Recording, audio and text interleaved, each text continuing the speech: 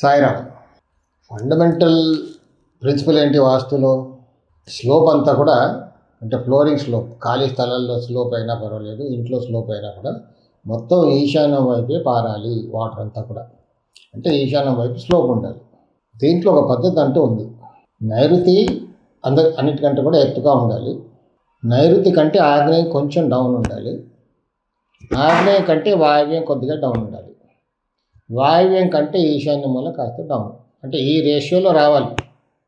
వస్తే అప్పుడు ఏంటి, మొత్తం అంతా కూడా వాటర్ అంతా కూడా ఈశాన్యం వైపు నుంచి బయటకు వెళ్ళిపోయి ఉంటుంది. ఫ్లోరింగ్స్లో ప్రతి రూమ్లో కూడా అలా చూసుకోవాలి, ఖాళీ స్థలాల్లో కూడా అలాగే చూసుకోవాలి. ఈ రేషియో అలా ఉండాలి. అప్పుడు ఏమవుతుంది, ఈశాన్యం కంటే వాయువ్యం కాస్త హైట్ ఉంటుంది, వాయువ్యం కంటే ఆగ్నేయం కొద్దిగా హైట్గా ఉంటుంది, ఆగ్నేయం కంటే నైరుతి ఎత్తుగా ఉంటుంది, అన్నిటికంటే ఎత్తుగా నైరుతి ఉంటుంది. ఇలా చూసుకోవాలి. కానీ ఇక్కడ ఏంటంటే, వాటర్ కూడా బయటికి ఎలా వెళ్ళాలి? వర్షం పడ్డ నీళ్ళైనా లేకపోతే ఇంట్లో వాడుకునే నీళ్ళైనా ఈశాన్యం నుంచి బయటికి వెళ్ళిపోవాలి. ఖాళీ స్థలాల్లో వర్షం పడితే ఇంటి చుట్టూ ఖాళీ స్థలం ఉంటుంది కదా. ఉత్తరంలో, దక్షిణంలో, తూర్పులో, పశ్చిమంలో ఖాళీ స్థలాలు ఉంటాయి. ఖాళీ స్థలాలు ఎలా ఉంటాయి? ప్రతి ఒక్కరు కూడా తెలుసు ఖాళీ స్థలం ఎలా ఉండాలి. ఉత్తరం కంటే దక్షిణంలో తక్కువ ఉండాలి, అలాగే తూర్పులో పశ్చిమం కంటే ఎక్కువ ఖాళీ స్థలం ఉండాలి. స్లోప్ అంతా కూడా ఈశాన్యం వైపు ఉండాలి. వర్షం పడ్డ నీళ్ళు ఎటు నుంచి వెళ్ళాలి, డ్రైనేజ్ వాటర్ అంతా కూడా ఎటు నుంచి వెళ్ళిపోవాలంటే ఉత్తర ఈశాన్యం గుండా బయటికి వెళ్ళిపోవాలి, లేదా రోడ్డు తూర్పులో ఉంటే తూర్పు ఈశాన్యం గుండా బయటికి వెళ్ళిపోవాలి. సరే, రోడ్డు ఉత్తరంలో తూర్పులో ఉన్నప్పుడు సమస్య లేదు. కానీ మనం దక్షిణ ఫేసింగ్ ఇల్లు, అంటే దక్షిణ ఫేసింగ్ ఇంటికి రోడ్డు దక్షిణంలో ఉంటుంది. అలాగే పశ్చిమ ఫేసింగ్ ఇల్లు అంటే పశ్చిమంలో రోడ్డు ఉన్న ఇల్లు. వాటికి ఎలా వెళ్ళాలి? రోడ్డు అటు ఉంది కదా పశ్చిమంలో, ఇటు దక్షిణంలో ఉంది దక్షిణ ఫేసింగ్ ఇంటికి. అంటే స్లోప్ అంతా కూడా, ఇప్పుడు ఉదాహరణకి దక్షిణ ఫేసింగ్ ఇల్లు తీసుకుందాం. మనం ఇందాక అనుకున్నట్టుగా స్లోప్ అంతా కూడా ఈశాన్యం వైపు తీసుకొచ్చాం.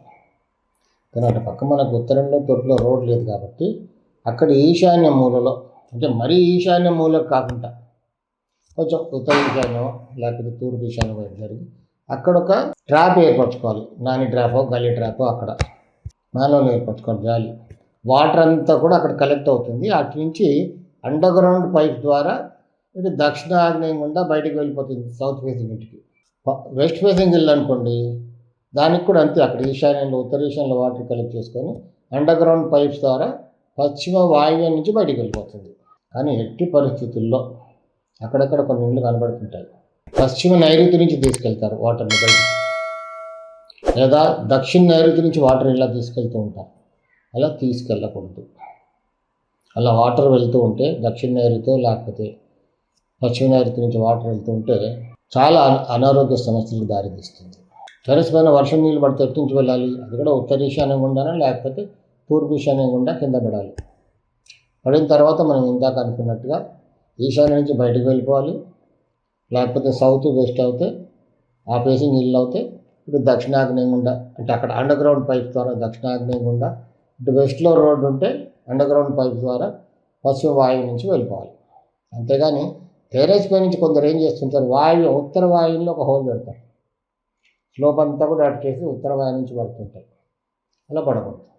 మరికొందరు తూర్పు ఆగ్నేయంలో వేస్తారు ఒక రంధ్రం, అక్కడి నుంచి వాటర్ వస్తుంది. అలా రాకూడదు.